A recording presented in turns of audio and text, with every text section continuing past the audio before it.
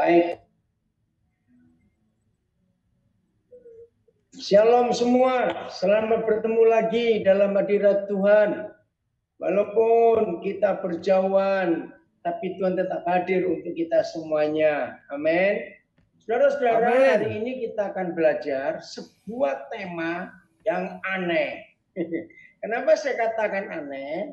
Waktu Bapak Pendeta Wahyu Immanuel memberi saya brosurnya, lalu saya broadcast ke semua grup saya, 99% mereka menolak, tidak mau belajar. Apaan ini katanya, mana bisa? Nah, pokoknya komentarnya semuanya nggak mungkin. Apa temanya? Jangan kapok mengasihi orang yang bersalah. Betul? Nah, 90 sekian persen yang saya kirimi brosur tema kita belajar hari ini, hampir semuanya berkata, mana mungkin. Oke, saya juga setuju.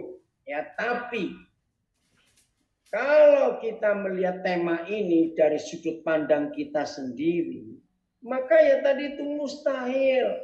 Bagaimana kita bisa nggak kapok kepada orang-orang yang merugikan, yang bersalah, yang menyakiti, yang memfitnah, dan macam-macam yang tidak baik dalam hidup kita. Itu dari sudut pandang kita. Nah, sebelum kita belajar lebih jauh, supaya tema jangan kapok mengasihi orang yang bersalah kepada kita. Nah, kalau ada yang mau diskusi kenapa milih tema ini, jangan tanya saya, saudara tanya saya, siapa yang memberi tema, namanya Bapak Pendeta Wahyu Immanuel dari Karawang. Nah, saya nanti kasih nomor HP-nya, saudara diskusi dengan dia sendiri. Oke? Maaf ya Wahyu, kalau Papa ngomong ini. Nah, tapi begini, kita akan melihat tema jangan kapok mengasihi orang yang bersalah kepada kita, itu dari sudut pandang Tuhan. Ya, saya ulangi. Kalau jangan kapok mengasihi orang yang bersalah kepada kita dari sudut pandang kita, justru kita sudah tobat duluan. Tapi kalau kita bisa melihat ini dari sudut pandang Tuhan, ini luar biasa. Oke, dari sudut pandang Tuhan. Kenapa? Saya mau baca ayat yang pertama, Yesaya pasal 40 ayat yang kelima. Ya, Yesaya 40 ayat yang kelima. Maka, nah saudara tahu kalau ada kata maka, inilah hasil dari sebuah perbuatan atau sebuah peristiwa atau sebuah kejadian. Hasilnya apa? Nah, ini yang kita harus lihat. Maka, oh ini keren sekali. Maka kemuliaan Yahweh akan dinyatakan. Saya percaya semua kita senang kalau mendengar kemuliaan Yahweh, kemuliaan Bapa di surga itu dinyatakan. Kenapa kita senang? Nanti kita bahas dulu. Lagi sekali, supaya tidak lupa bahwa tema yang kita bahas, jangan kapok mengasihi orang yang bersalah kepada kita.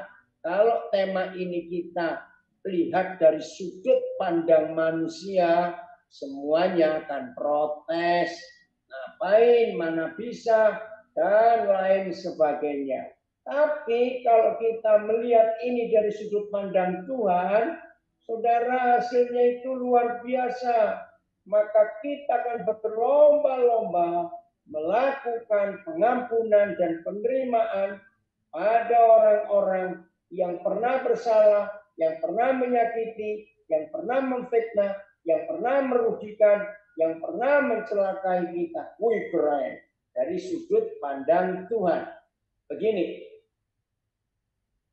Yesaya 40 ayat 5. Maka kemuliaan Yahweh akan dinyatakan. Dan lihat kalimat berikut ini luar biasa.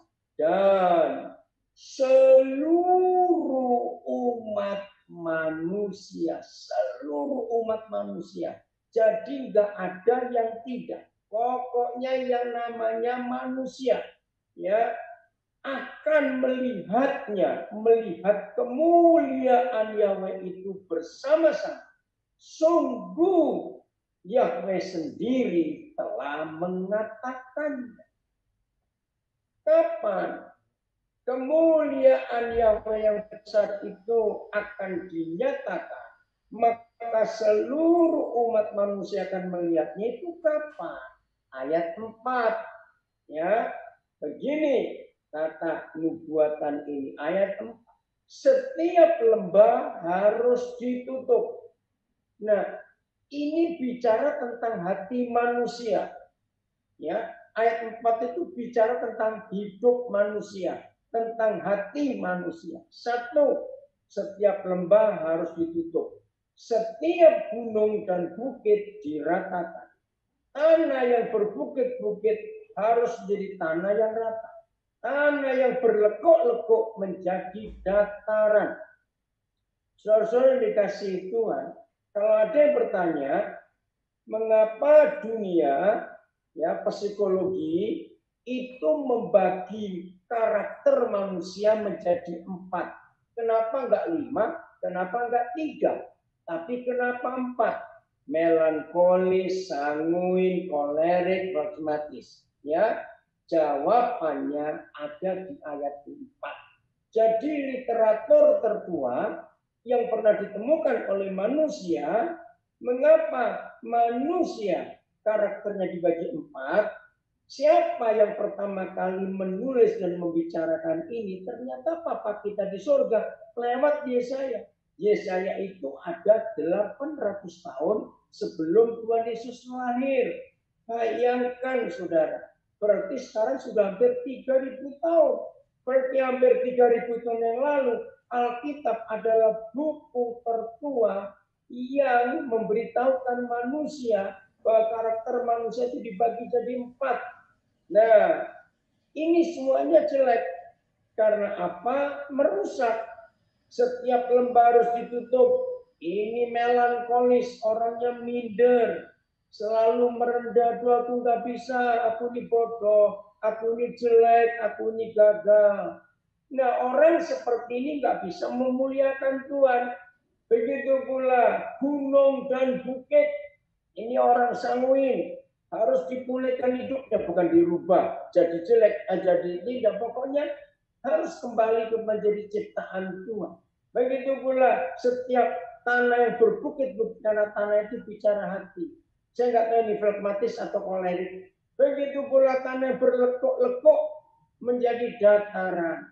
Nah, kalau sifat manusia yang dibawa dari kelahiran itu dipulihkan oleh Tuhan, ya dipulihkan, maka itu tadi kemuliaan Yahweh akan dinyatakan dan seluruh umat manusia akan melihatnya. Sungguh kata Yahweh, Yahweh sendiri telah mengatakan.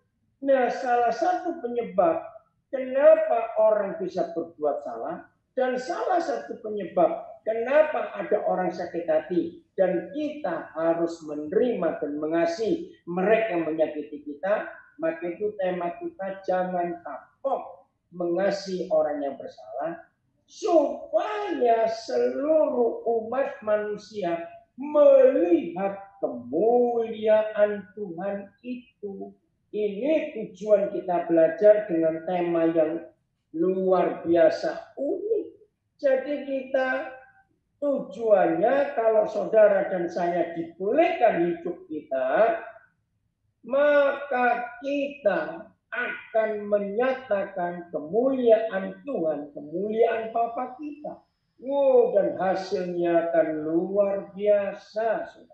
Kemuliaannya. Oke, apa sih kemuliaan? Maaf, selama ini nggak sedikit orang Kristen karena pengajaran yang salah mendengar kata kemuliaan, yaitu karena beberapa gereja karismatik memulai hal yang salah.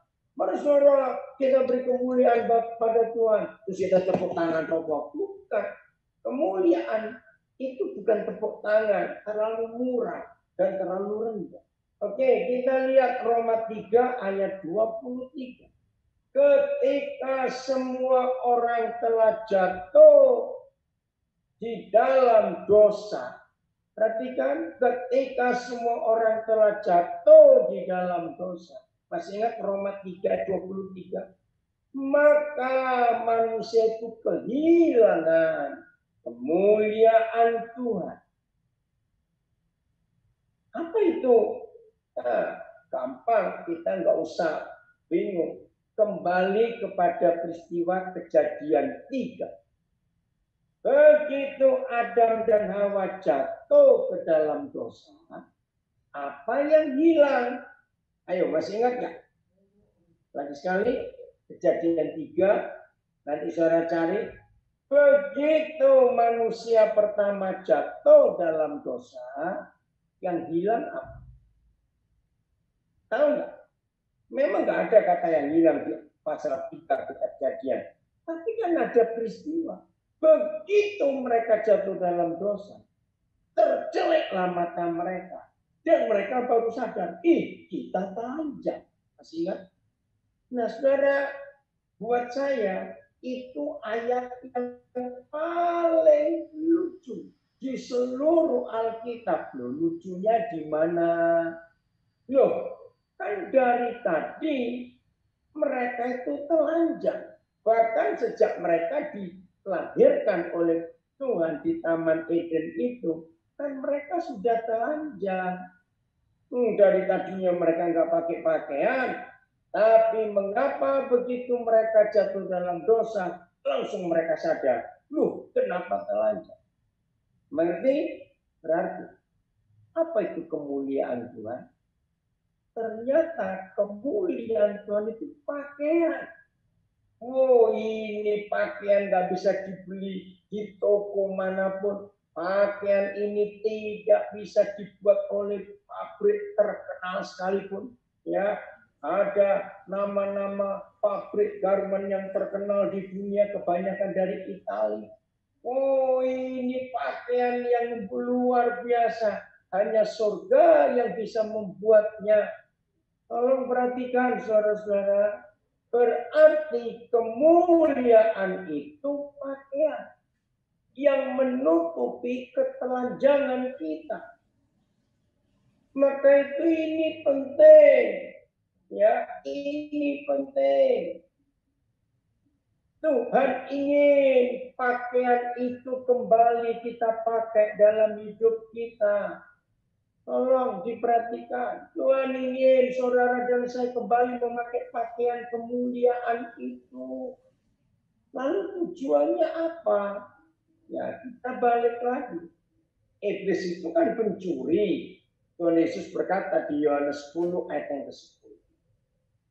Nah, kalau pencuri, pasti yang dicuri barang yang sangat berharga.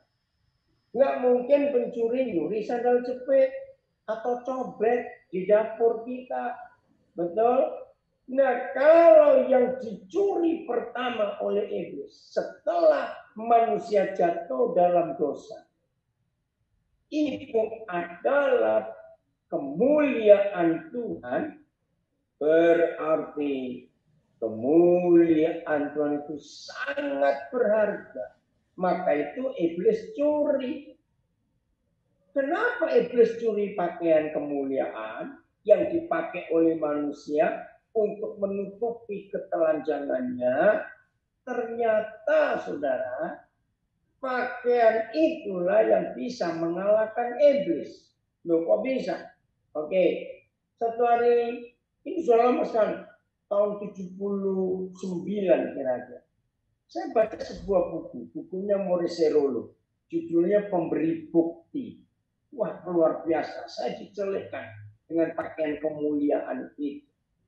Begini, ini ilustrasinya. Nah, bisa terjadi, bisa tidak. Tapi kita mikir, ini ilustrasi. Suatu hari, saudara berjalan di sebuah perempatan kota yang ramai sekali. Nah, kebetulan listrik padam, sehingga lampu pengatur lalu lintas nggak ada, nggak berfungsi. Terus di tengah perempatan jalan itu ada seorang petugas yang sedang menggunakan otoritasnya. Prit, yang dari depannya suruh berhenti, yang belakang jalan, yang kiri kanan berhenti. Lalu dia belok prit lagi memberi tanda dengan tangannya ke bagian yang lain. Nah, sekarang perhatikan. Para pengendara mobil di lalu lintas yang ramai itu perlu nggak kenal siapa bapak atau ibu polisi itu? Perlu nggak kenalan? Perlu nggak tahu siapa orang itu? Jawabannya tidak perlu. Lalu, kenapa semua pengendara bisa menurut dengan hanya prit, langsung tangan polisi itu diangkat ke arah mobil-mobil satu arah tertentu? Nanti jawabannya karena semua pengendara, semua arus lalu lintas itu melihat pakaian yang dipakai oleh polisi itu. Betul tidak? Karena di pakaian uniform seragam dinas polisi itu ada otoritas. Perhatikan baik-baik. Nah, sehingga ilustrasi Muresirulu, misalnya suatu hari saudara iseng misalnya, lalu saudara pinjam pakaian polisi lengkap dari tetangga saudara yang kebetulan polisi. Ayo, lalu saudara prit di perempatan jalan. Orang-orang berhenti nggak? Pengendara berhenti nggak? Tanpa tahu siapa orang ini. Misalnya mau ternyata ini bukan polisi beneran, cuma pakai pakaian polisi. Saudara, ketika saya baca ilustrasi dari Muresirulu itu, saya langsung ngerti, pantas yang dicuri oleh iblis adalah pakaian kemuliaan. Iblis berhasil membuat semua manusia di dunia kehilangan kemuliaan Tuhan ketika kita jatuh dalam dosa. Berarti hidup kita tidak punya otoritas. Sebab pakaian kemuliaan seragam surga itu tidak ada di hidup kita. Ngerti nggak saudara? Bagaimana setan merusak pakaian seragam itu dicuri. Jadi kebalikannya, walaupun saudara itu polisi asli, bukan polisi palsu. Tapi polisi asli ini tidak memakai seragam atau uniform atribut kepolisian kepangkatan. Walaupun dia itu polisi beneran, tapi nggak pakai pakaian seragam. Maka orang pun nggak akan tunduk walaupun prat-prit. Saudara, ini tujuan iblis untuk membuat saudara dan saya tetap berstatus orang berdosa ketika kita tidak mengampuni saudara kita.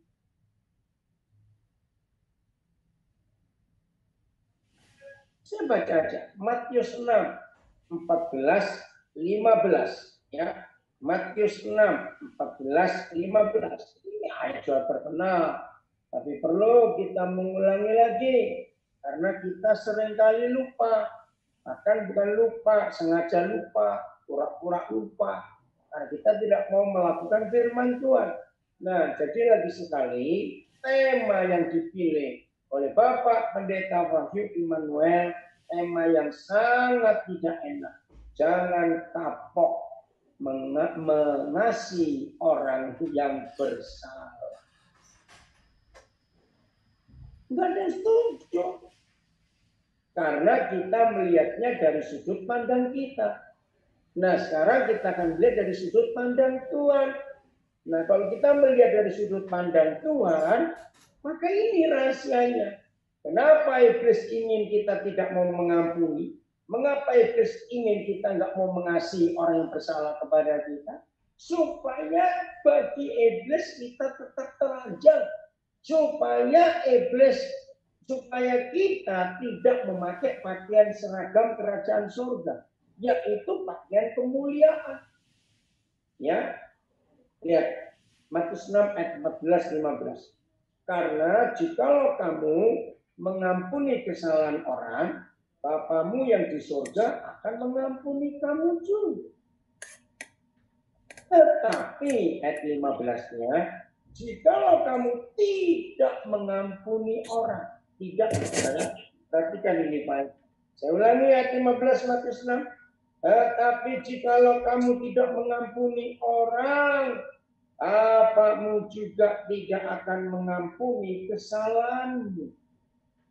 Jadi status kita sebagai orang berdosa bukan karena kita tidak beribadah, bukan karena kita tidak berdoa, bukan karena kita tidak dibaptis, bukan karena kita tidak memberi persembahan, bukan karena kita tidak membaca Alkitab. Tidak.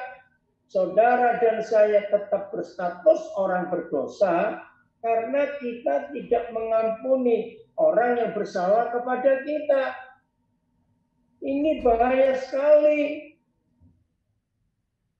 Jadi satu-satunya agama di dunia, karena semua agama di dunia, saudara, itu pasti ya dalam kitab suci masing-masing mereka pasti ada pengampunan dari Tuhan mereka.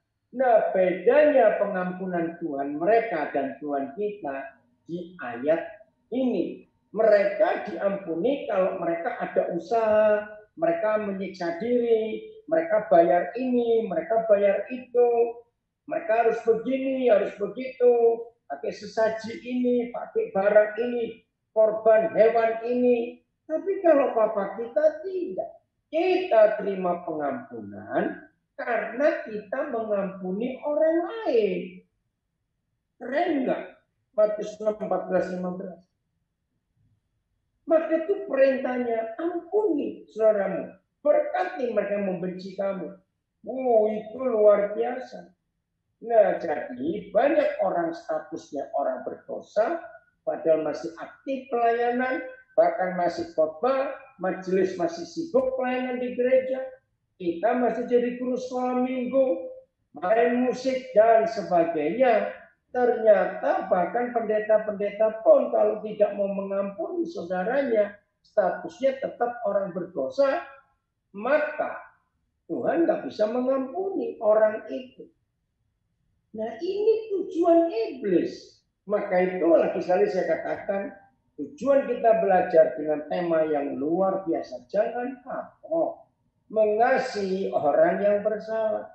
Tadi salah seorang saudara di Surabaya, ini istilah Surabaya, saya kirimi brosur dari Pak Wahyu Immanuel. Langsung balasannya ini Surabaya ya, yang enggak Surabaya saya akan terangkan. Satu kata, mateng aku. Nah, bagi orang Surabaya kata mateng aku, itu artinya celaka aku, mati aku. Terus saya telepon dia, loh kenapa mateng? Ya berat, dia bilang begitu. Nah, berat karena kita memandang tema ini dari sudut pandang kita. Tapi saya sudah uraikan kepada saudara, kalau saudara dan saya bisa dan tidak kapok mengasihi orang yang bersalah kepada kita, yang untung itu kita dan Tuhan. Karena kita kembali dapat pakaian yang dicuri iblis, yaitu pakaian kemuliaan tadi. Itu kan luar biasa. Nah, dengarkan. Mungkin ada yang berkata begini ya, ya tapi bagaimana? Kalau saya ini nggak ada orang yang pernah nyakitin saya, nggak ada orang yang pernah mengecewakan saya. Sombong kali. Masa selama hidup nggak ada orang yang pernah melukai, nyakiti dengan kata-kata atau dengan perbuatan. Ini ada saudara dari Surabaya, Pak Pendeta Rudi. Gosong aku, katanya hangus. Jadi nggak boleh kapok untuk mengasihi orang yang bersalah kepada kita. Karena iblis mau mencuri kembali pakaian kemuliaan itu. Dan kalau saudara dan saya sudah diampuni oleh Bapa di surga, maka pakaian kemuliaan itu ada pada kita. Nah, jadi satu-satunya cara setan berhasil mencuri pakaian kemuliaan itu ketika saudara dan saya, Simpson, apa kabar kamu? Dari Malaysia. Ketika saudara dan saya selalu dan selalu dan selalu mengampuni orang yang bersalah kepada kita. Oh, luar biasa. Maka kemuliaan itu kembali ada dalam hidup kita. Nah, kalau saudara dan saya punya pakaian kemuliaan itu, berarti di hidup kita ada otoritas dari kerajaan surga. Dan otoritas itu yang membuat iblis nggak berani melawannya. Ya. Jadi sekalipun dia polisi dan betul polisi, tapi pas hari itu dia tidak memakai seragam kepolisiannya, dinasnya, maka orang nggak bisa merespek dia kalau nggak kenal betul-betul dan nggak tahu kalau dia itu polisi. Jadi indah bukan? Pakaian kemuliaan itu ada pada hidup kita. Itu menyenangkan sekali. Tuhan pasti akan dipermuliakan. Maka itu Yesaya 40 tadi.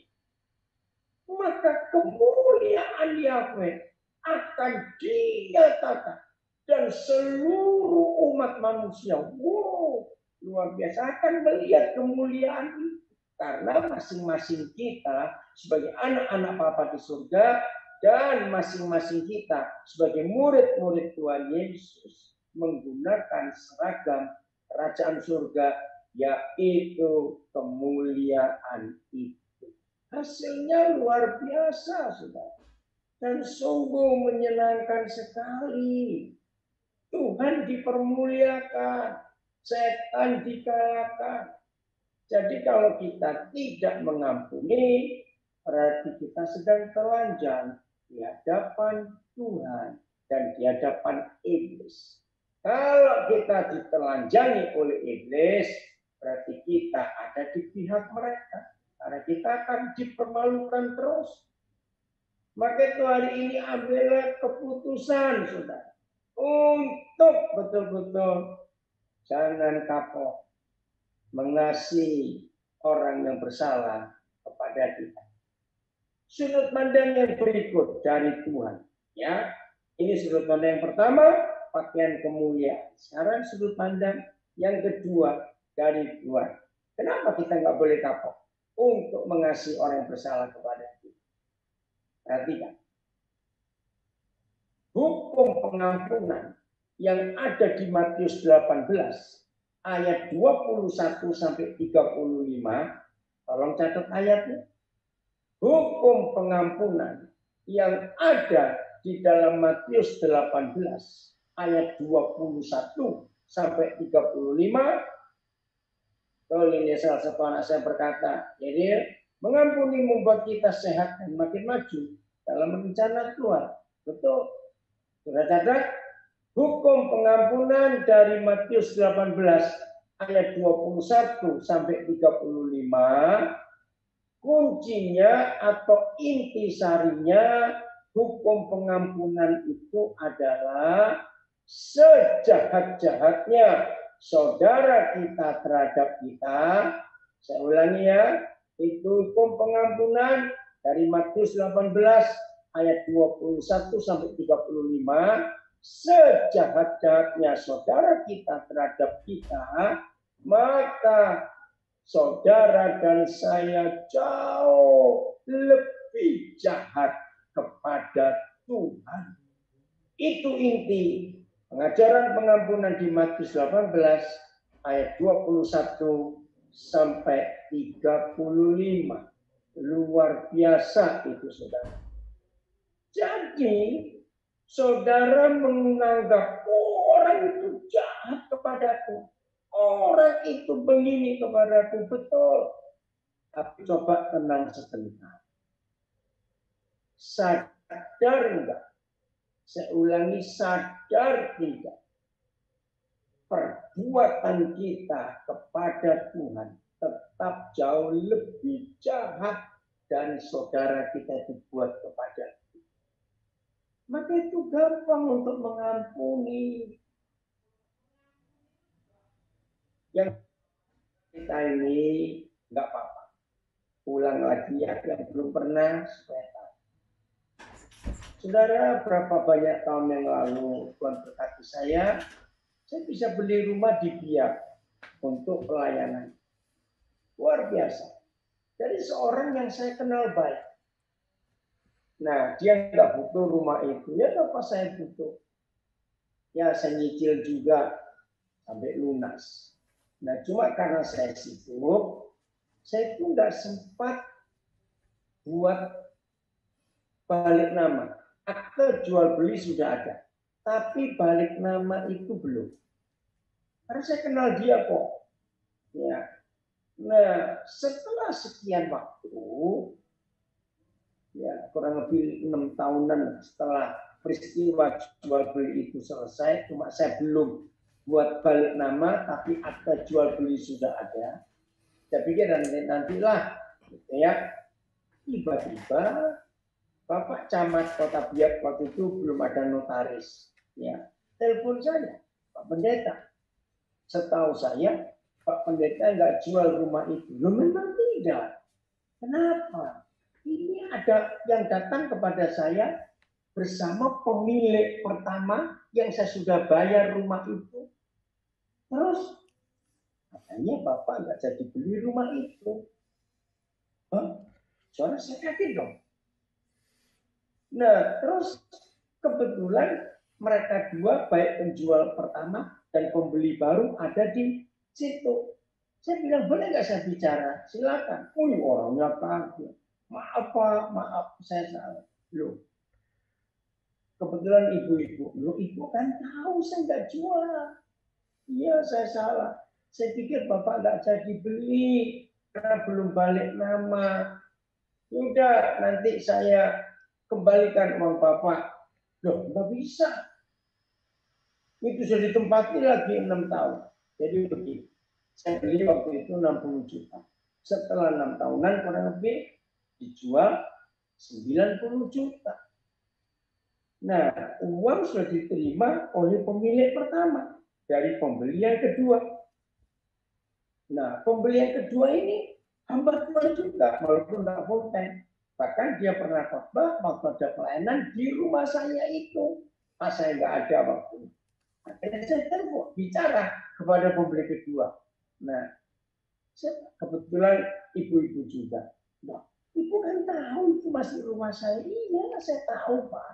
Tapi saya diberitahu oleh pemilik pertama ini, kalau Pak Daniel nggak jadi beli. Ya udah saya bayar. Nah, dia nggak mau rugi juga. Ya nggak bisa. Saya sudah bayar kok. Maka itu saya ke Pak Camat ini untuk balik nama. Oh nggak bisa. Ya daripada saya ribut, saudara, sungguh. Maka itu orang-orang di Kota Biak, Kota Biak itu kecil, tahu cerita ini. Kenal, orang Biak kenal juga pada penjual pertama dan pembeli yang kedua. Kenal, wow, jadi gempa. Saudara, maafnya saya cuma cerita. Saya bayar kembali rumah saya sendiri. Ayo, lucu atau tidak?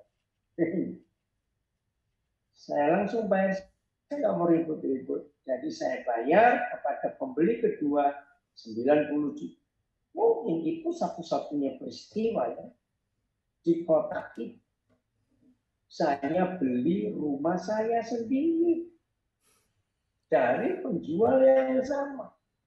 Oh, ini orang-orang ribut, ini pidana ini. Kriminal berat, saya bilang nggak usah itu.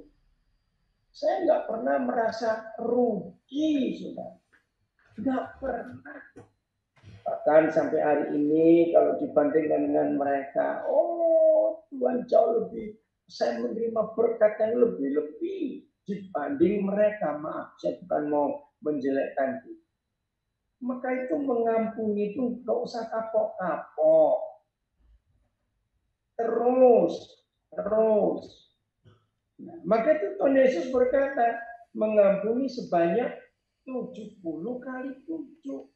Itu 8 triliun lebih, saudara. Jadi mengampuni orang itu 8 triliun kali lebih. Berarti seumur hidup. Jadi artinya nggak ada yang bersalah pun kita harus tetap mengampuni. Itu hukum surga yang Tuhan mau kita jadi pelaku supaya kemuliaan Tuhan dinyatakan dan seluruh umat manusia melihatnya. Puji Tuhan, Lina dari sini anak saya ini. Saudara, ayo kita jadi pelaku. Ini hukum Kristus yang Tuhan lakukan. Medan, apa kabar itu? Oke. Nah, 1 Korintus 6 ayat 7. Ini yang kita pakai dalam hidup kita. 1 Korintus 6 ayat 7. Ya, 1 Korintus 6 ayat 7. Begini kata Tuhan. Adanya saja perkara di antara kamu yang seorang terhadap yang lain telah merupakan kekalahan bagi kamu. Saya ulangi, adanya saja perkara di antara kamu yang seorang terhadap yang lain telah merupakan kekalahan bagi kamu. Nah, saya nggak mau jadi orang kalah. Nggak mau, rugi saya kalau jadi orang kalah. Mengapa? Karena supaya saudara dan saya nggak jadi orang kalah, supaya kita nggak kapok-kapok untuk mengampuni orang bersalah kepada kita, lakukan dua hal yang tertulis di 1 Korintus 6 ayat 7 ini. Apa? Lihat ini ya, 1 Korintus 6 ayat 7. Mengapa kamu tidak lebih suka menderita ketidakadilan? Nggak enak kok. Berarti Tuhan ingin saudara dan saya siap diperlakukan tidak adil. Halo, masih ada orang? Mengapa kamu tidak lebih suka menderita ketidakadilan? Jadi saudara dan saya harus siap diperlakukan tidak adil. Amin atau aman? Yang kedua, mengapakah kamu tidak lebih suka dirugikan? Oh, mana enak? Suka. Jadi dalam hidup saudara dan hidup saya, supaya kita tidak kapok menerima, mengasihi orang yang bersalah kepada kita, maka saudara dan saya harus selalu sering diperlakukan tidak adil dan selalu siap dirugikan. Awas langsung pura-pura tuli atau was. Saudara, lagi sekali, demi kemuliaan Tuhan dinyatakan. Jadi lagi sekali, untuk mengasihi orang bersalah kepada kita, jangan kapok menerima orang yang bersalah kepada kita, jangan kapok mengasihi orang bersalah kepada kita. Ayo kita lihat dari sudut pandang Tuhan. Bukan dari sudut pandang kita. Dari sudut pandang Tuhan, yang pertama ini, supaya kemuliaan Tuhan itu dinyatakan. Nah, yang kedua, 1 Korintus pasal 6. Nah, saya baca dulu ayat 7 tadi, itu kuncinya. Kunci untuk buka apa? Kalau saudara saya beritahu ini kuncinya, berarti ada sesuatu yang kita perlu buka. Bisa kamar, bisa rumah, bisa sebuah almari atau kotak yang ada kuncinya. Nah, apa kuncinya? Maaf, apa yang harus kita buka di balik tutupan yang ada kuncinya itu masih 1 Korintus pasal 6 ayat 1. Apakah ada seorang di antara kamu yang jika berselisih dengan orang lain berani mencari keadilan pada orang-orang yang tidak benar? Awas. Dan bukan kepada orang-orang kudus. Ayat 2. Atau tidak tahukah kamu bahwa orang-orang kudus yaitu saudara dan saya, orang-orang kudus akan menghakimi dunia. Wow, luar biasa. Saudara dan saya itu ditetapkan, diberi mandat, diberi otoritas untuk menghakimi dunia. Dan jika penghakiman dunia berada di dalam tangan kamu, tangan kita, tidakkah kamu sanggup mengurus? Tidakkah kamu sanggup untuk mengurus perkara-perkara yang tidak berarti? Wah, saudara, jadi di hadapan Tuhan mengalami ketidakadilan dan mengalami dirugikan, itu perkara-perkara sepele, perkara-perkara yang tidak berarti. Luar biasa. Nah, yang berarti itu apa? Lihat ayat 3. Ini yang lebih berarti daripada perkara-perkara sepele itu. Tidak tahukah kamu? Woi, ada apa itu? Ayat 3. Tidak tahukah kamu bahwa kita akan menghakimi malaikat-malaikat, termasuk malaikat yang jatuh, yaitu si Lucifer. Suatu hari nanti saudara dan saya akan menghakimi mereka. Lagi sekali saya katakan, inilah sudut pandang dari Tuhan untuk saudara dan saya tidak kapok mengasihi orang yang bersalah kepada kita. Sebab kita sedang dilatih untuk bereskan masalah-masalah yang akan kita hadapi lebih besar lagi dari yang sekarang. Sekedar dirugikan, sekedar dilakukan tidak adil. Karena saudara dan saya sudah ditetapkan untuk menghakimi malaikat-malaikat. Ini kan luar biasa. Keren loh saudara, kita akan menghakimi malaikat. Termasuk malaikat yang sudah jatuh, yaitu si iblis. Ini keren sekali. Masih ayat 3. Jadi, perhatikan 1 Korintus 6 ayat 3. Jadi apa yuk? Apalagi perkara-perkara biasa dalam hidup kita sehari-hari. Jadi saudara-saudara dikasih Tuhan, kita ini ditetapkan suatu hari nanti akan menghakimi malaikat-malaikat. Maka itu kita dilatih sekarang, yaitu dilatih untuk menghadapi perkara-perkara kecil, perkara-perkara biasa dalam hidup sehari-hari kita. Sebab nanti kalau kita lulus, atas semua perkara-perkara biasa yang kita hadapi setiap hari, maka sampailah kepada posisi kita akan menghakimi malaikat-malaikat. Wah, itu luar biasa. Keren nggak, saudara? Kalau kita melihat itu, setelah dengar ini, 2 alasan mengapa kita nggak boleh kapok mengasihi orang yang bersalah kepada kita.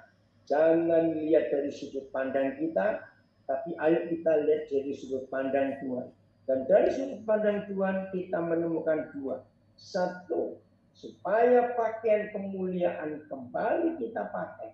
karena pakaian itu telah dicuri oleh iblis waktu kita jatuh dalam dosa. Yang kedua, karena kita dipersiapkan untuk menghakimi malaikat-malaikat, maka itu kita latihan dari sekarang ini. Jadi kalau saudara nggak mau dilatih, proses menyakitkan yang betul, tapi indah hasilnya itu saudara. Ayo kita dilatih serius. Wow, kalau dirugikan, kalau disakiti, kalau ditipu, kalau difitnah, saya nggak usah ngomong. Sudah banyak orang tahu. Dan saya belajar untuk diam. Ya, Tuhan pasti tolong. Tuhan pasti. Karena kita akan naik ke tingkat yang lebih tinggi lagi. Jadi jelas ya, maka itu indah kalau kita mau menikmati ketidaknikmatan disakiti itu dengan senikmat-nikmatnya. Saya kalimat ini dapat waktu saya belajar dari hidup Yusuf. Maka itu saya ulangi. Kalau saudara dan saya sudah mengerti, ya sudah mengerti dari sudut pandang Tuhan, bahwa kita tidak boleh kapok, ya tidak boleh kapok untuk mengasihi orang yang bersalah kepada kita, karena ada pakaian kemuliaan yang seharusnya milik kita tapi dicuri iblis waktu kita berdosa. Ayo kita rebut kembali supaya status kita bukan orang berdosa tapi orang benar yang pakai pakaian kemuliaan. Dan yang kedua, supaya kita bisa siap untuk menghakimi malaikat-malaikat. Latihannya sekarang. Kan enak, bukan? Maka itu Tuhan memberikan kita peraturan mengampuni saudaramu itu sebanyak 70 kali 7 kali.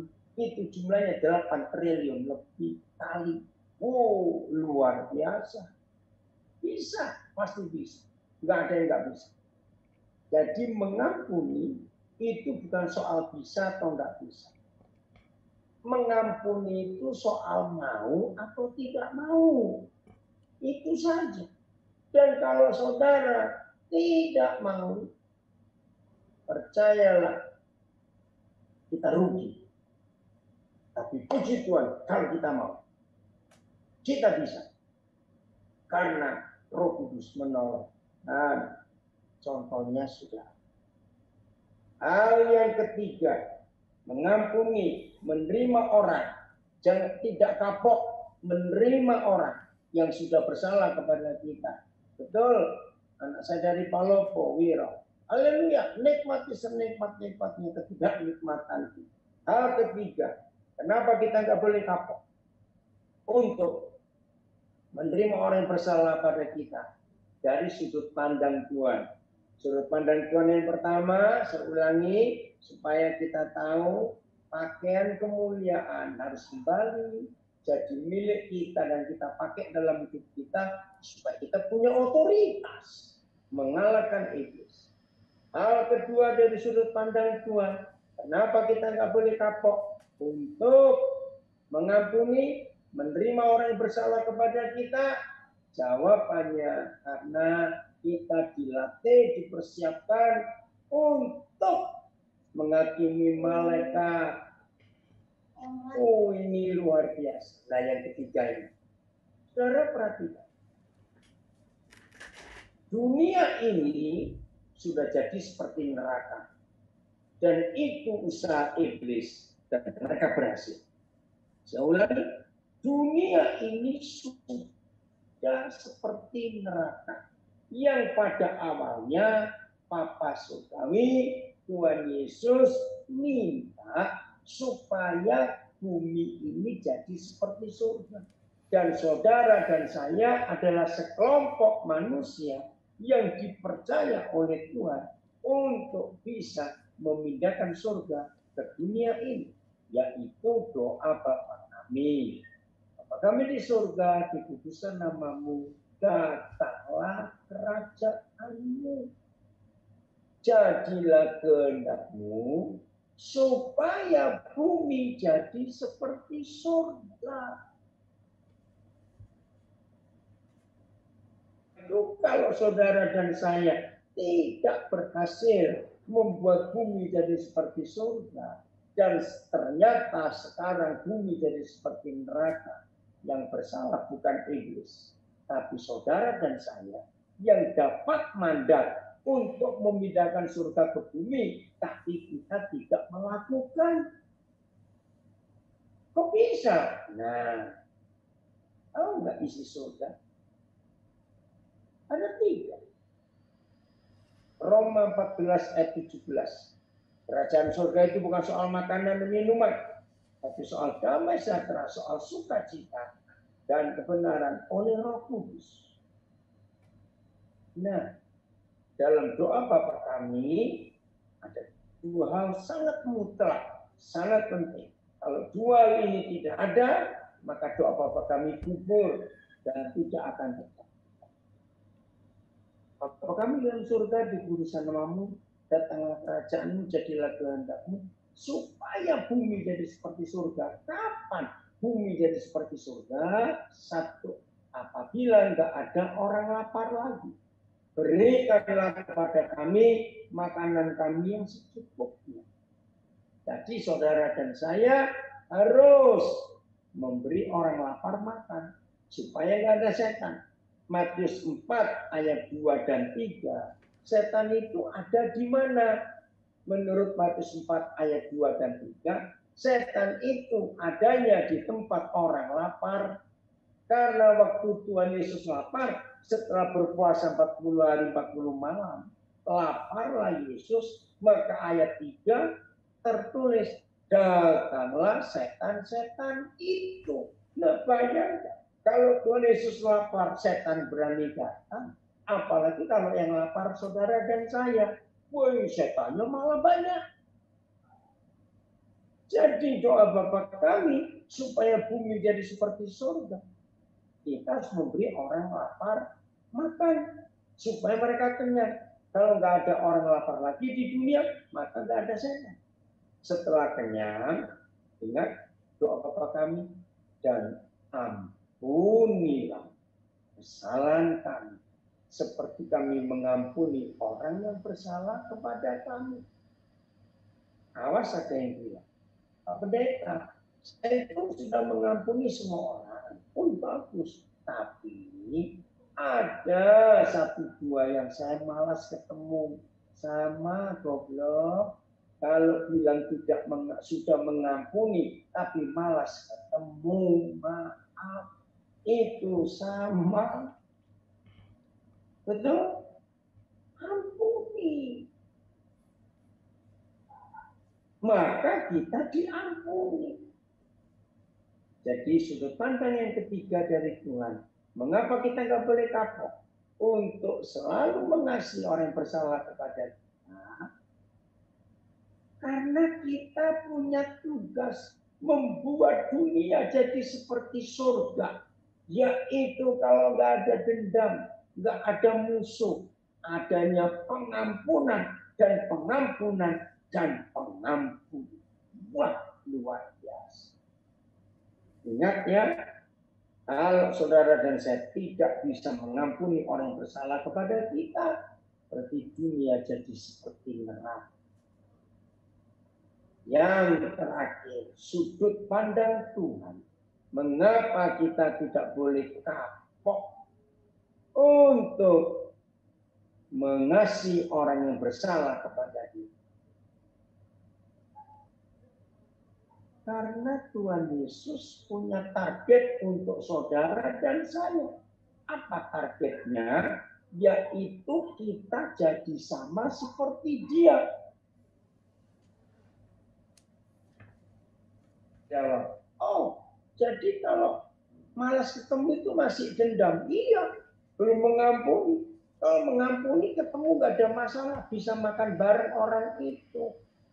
Nah, bagian terakhir, sudut pandang Tuhan. Mengapa kita harus tidak boleh kapok menerima, mengasihi orang yang bersalah kepada kita? Karena tujuan akhir ending, garis finish kita. Ada berapa ayat dalam perjanjian baru? Apa itu garis finishnya? Saudara dan saya ditetapkan dari semula. Roma 8:29, 1 Petrus 2:21, 1 Yohanes 3 ayat 2. Target Tuhan yang terakhir, saudara dan saya harus jadi sama seperti Yesus. Betul? Dan Tuhan Yesus berkata, ampunilah mereka Bapa, karena mereka tidak tahu apa yang diperbuatnya.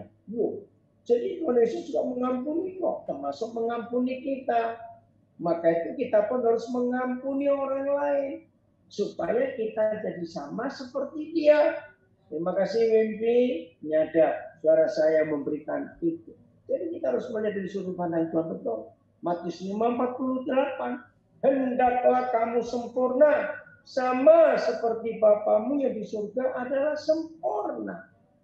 Wow, gak main-main itu. Sempurna sama seperti Bapa di surga adalah sempurna.